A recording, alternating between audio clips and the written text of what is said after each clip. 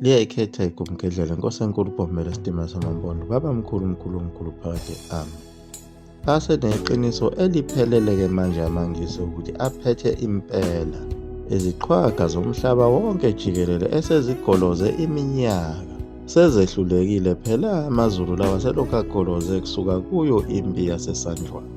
Ngawo unyaka 1879, 22 Januwari, eyayisungulwe yiwo phela umbango wawo amangisi ngaleso sikhathi kuphethe yena uSir Berkeley Frere, obelwa kakhulu efuna ukuqeda amasiko akwaZulu efake inkolo kanye nezimishini ukuze ezowudla kahle phela umhlaba wakwaZulu.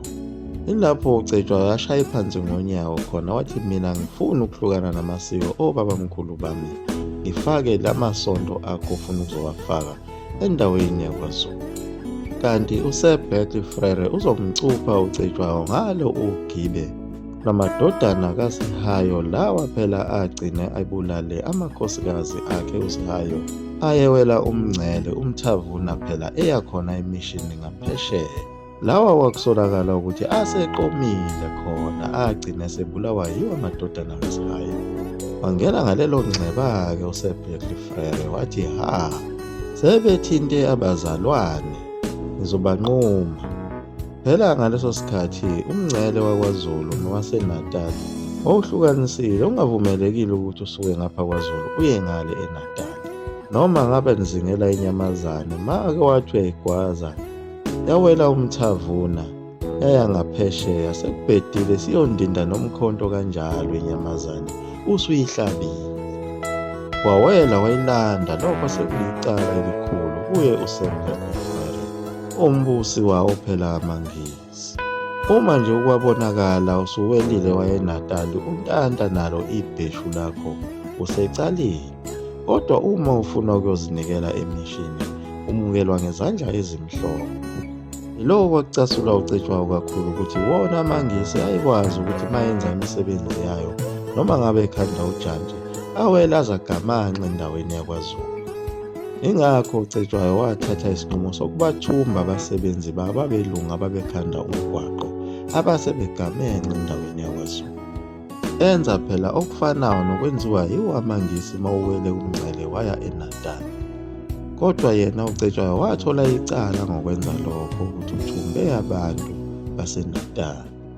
Walibhala phansi uSir Berkeley Frere lelo cala, waba icala lesithathu, kwaba icala lesibili.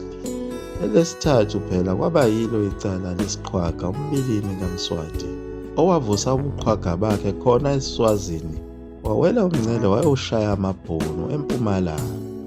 Lokho kwaphathanga kahle amangisi ngoba yiwona phela ayesethathe iSwaziland ayifaka ngaphansi kwawo umbuso weBritain, ebuza ukuthi ngowaphi lona osedala udlame ezweni lethu sehlasela abanye abantu ngaphandle kwemvume yethu.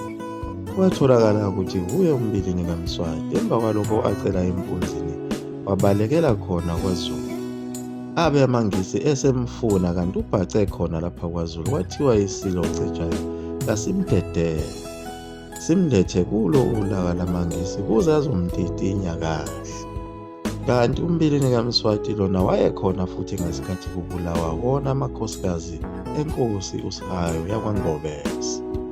Ilapho-ke uSir Berkeley Frere athola khona inceba, wajabula wafa wathi ilona kanye leli engizongena ngalo kwaZulu ukuze ngidle lonke lelizwe kwaZulu ngoba ilona phela elaselisele kanye nezwe lamabhunu. Ilapho khona kwasekukhona zona lezi inkunzi ezintathu ezazibangisana esibayeni, inkunzi ibhunu, inkunzi uZulu kanye nenkunzi ingisi. Njengoba sekuze kwafika lesi sikhathi sempi yamakhanda lapho isizwe sakwaZulu sesigobe khona uphondo, wabe seyudliwa kanjalo-ke uZulu nobukhosi bakhona baqedwa baphela nya. Njengoba naso isilo uDinizulu sesidingisiwe phela, saze sadatshukelwa yilo ibhunu leli ekuthiwa uLouis Botha ukuthi simthengele iplazi khona endaweni yaseTransvaal. Kuso phela isigodlo lapho isilo uDinizulu esiqambe igama sathi ikwathengisa ngayo, ngoba phela isilo uDinizulu kudayisiwe ngaso sijikelwe ngisho nayizwe izethengu oChakijana kaGezindaba Sithole kanye naye uMangathi kaGodide Ntuli, kanye nabo obaba bakhe oHamu kanye nabo oZibhebhu abaphenduke baba izitha zakhe, kanye nayo inkosi uMnyamana kaNgqengelele owagcina kungaqondakali ukuthi wayethanda yini ukusilekelela iSilo. Phela iSilo Dinizulu sasikhuliswe khona laphayana emzini wakhe uNgqengelele. Phela uMnyamana kaNgqengelele kusukela kuzoqala yona impi yaseSandlwana wayekade ekhalile kakhulu ukuthi asikwazi ukuthi izindaba ezithi asiqale impi sibe nabantu esingabazi ukuthi bangaki. Wayesevele kade ebonile ukuthi liningi kakhulu igazi elizochitheka. Naso iSilo Cetshwayo sasikubonile lokho, kodwa inkinga kwakuyiwo phela amamboza oZibhebhu kanye nabo oHamu ababebhula amahawu beja kuhlatshwe izinkomo zenziwe amahawu kuyiwe empini kuyondiwa nabelungu. Wagcina uCetshwayo ebavumele. Ilapho kwagcina sekuchitheke igazi eliningi lakhe uZulu. Lokho kwenza ukuthi uCetshwayo ayezagcine abone lesa sibonakaliso samakhehla. Ayemtshela ngokuthi uZulu usediniwe kakhulu lezi zimpi zokuchitheka kwegazi eliningi kangaka. Aphinde asho nokuthi lo mbango wesizwe samaZulu ubangwa yiwo ukuthi kuzalwa abafana bebe baningi. Sekuzovaleka inzalo yabafana manje ukuze kunciphe le mibango emingaka yaseNdlunkulu yokuba bexabane bephinde bebulalane bona. Ikhona lokho phela okwaba yiso isiprofetho sokuzalwa kwayo inkosi uDinizulu ukuthi phela uZulu udiniwe. Abantwana ababezalwe kanye naye uDinizulu basho ngenxa yaso lesi siprofetho phela nabo babengabantwana babafana. Esihlalweni sakhe uMnyamana kaNgqengelele kwagcina phela kuhleli yena uMathole, lona phela wathunyelwa kuyo impi yasehlathini kwaceza ukuthi ayobheka ngalesa sikhathi impi phela yamaNgisi ibambene nayo impi yoSuthu. Lokho kwenza ukuthi kungaqondakali ukuthi isizwe sakaButhelezi sasithatha lokhu uhlangothi. Nalapho abelungu abagcine khona sebeholela yona inkosi uMnyamana. Imali yobukhosi beyigcobe njengenkosi okuyiyona esesemthethweni. Beyiholela u120 pound ababewuhlukanise ngokuthi u60 pound wobukhosi kodwa u60 wesincephezelo sokuthi ulahlekelwe ubundunankulu bakhe bakwaZulu. Isikhundla sakhe uMnyamana sathathwa uye undodana wakhe uMathole, naye wathathwa njengenkosi enkulu yakwaZulu esemthethweni eyayihola u60 pound. Okuyibona ubukhosi bakaButhelezi obabusakhona busebusele phela kwaZulu obabunamandla.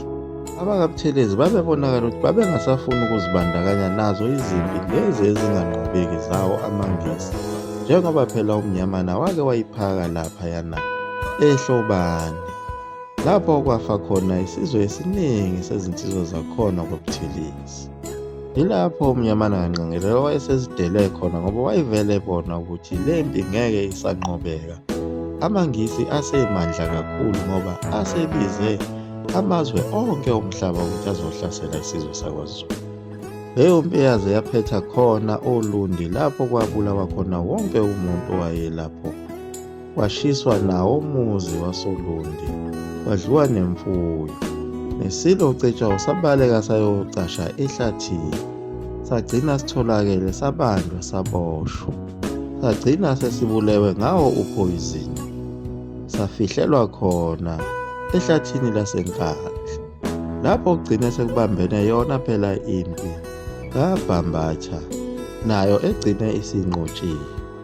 Naso iSilo Dinizulu ibuhlungu inhliziyo yaso njengoba sihleli sihlukaniswe nomndeni waso sihlezi eplazini wathengisa ngaye. Sesizwile futhi ukuthi naye unina uNomvimbi Mzimela akaphathekile kahle, uyadunguzela phela ekhaya kwaZulu.